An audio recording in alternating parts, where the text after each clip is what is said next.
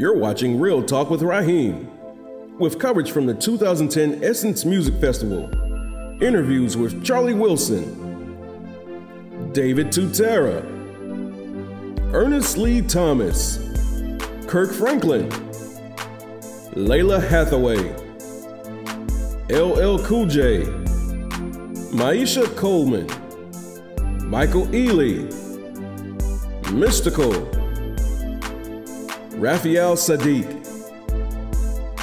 Roland S. Martin, Trey Songz, Egerton and Lisa Wu Hartwell, Terry and Rebecca Cruz, and Jill Scott. The 2010 Essence Music Festival on Real Talk with Rajheem. How does it feel to be here at the Essence, the 16th annual Essence Festival? You know, it's a blessing. I was here last year, so they asked me to come back. They said I was one of the best performers last year, so they gave me an opportunity to come and grace the stage again. I was happy to be on this night with Janet Jackson.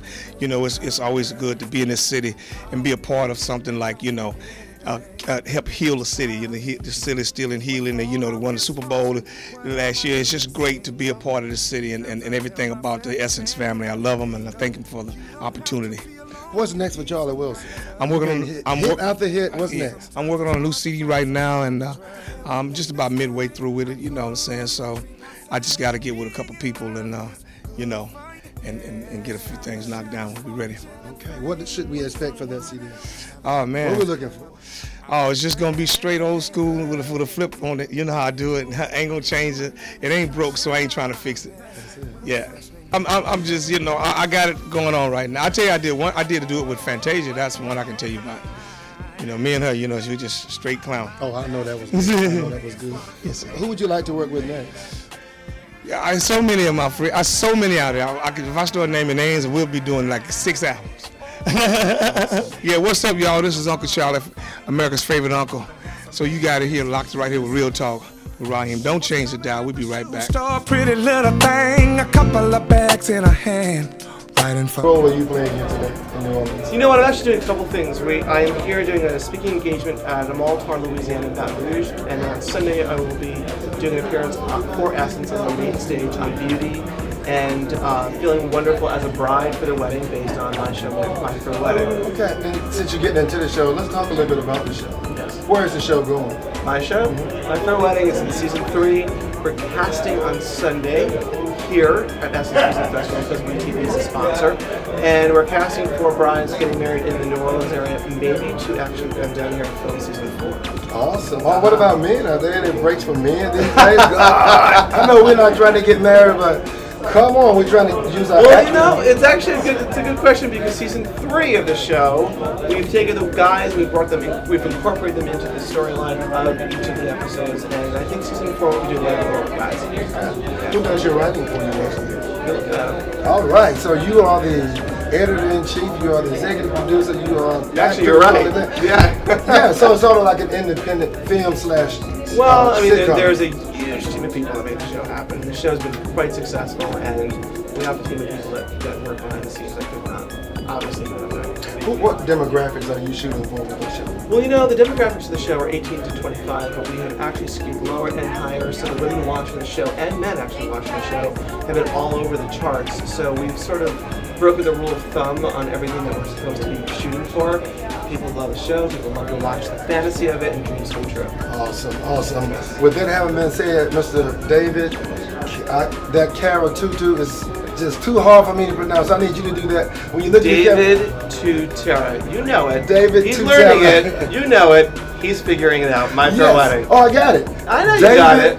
Tutera. Got it. See what I'm saying? Yeah, man. Gotcha. I'm sorry, with who? Ryan Rajheem. Ah, he got me back. He got me back. I got his name, Ryan Rajheem. Real Talk. I'm David Tutera. Watch the show. Watch my show. Watch us because he's fabulous. Real Talk with Ryan Rajheem. Watch it because it's fabulous. I love this guy. Did I get it? Yes, You got it.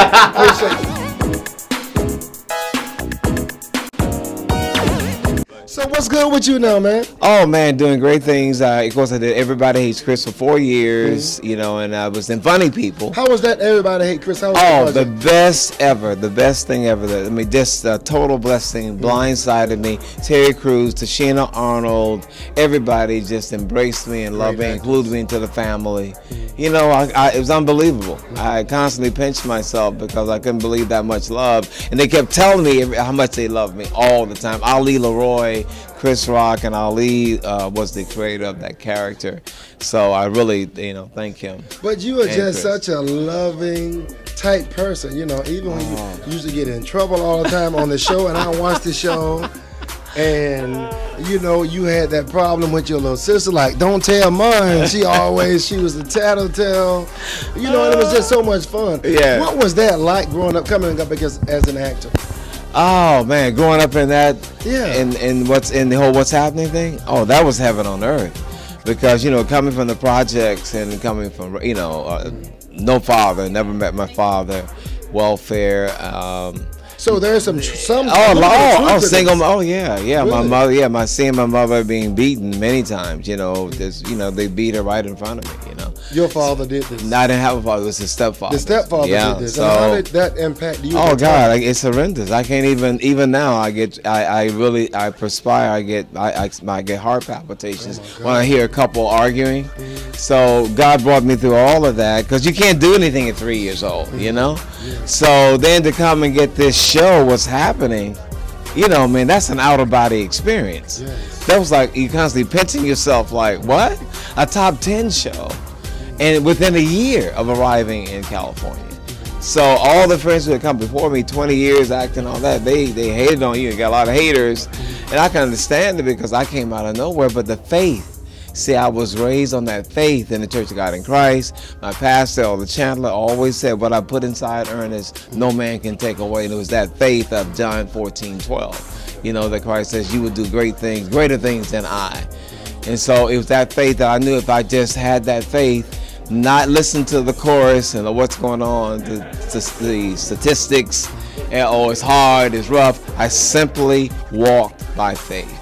And believed I could have. I said, I'm gonna have me a show. I'm gonna have the lead in the show. And I'm gonna give God the glory. And that's exactly what happened. You see God working. That's called divine intervention. Divine, and yes. I know God is real. He's real. What about these young folk? And New Orleans is one of the top highest crime states in the United States of America. I know. But you know, we've had the opportunity to be harmonious. Yeah. No crime this weekend. Yeah. Oh, really? Yeah. What does that say to you? Oh my God. Yeah, there has been no infractions this I weekend. think it's a lot of positive energy. You know, you got, even like now we hear Alicia Keys is performing, you know, what a positive energy that is, you know what I mean?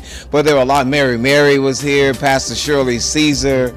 I think God keeps peace for just a few good people, you know?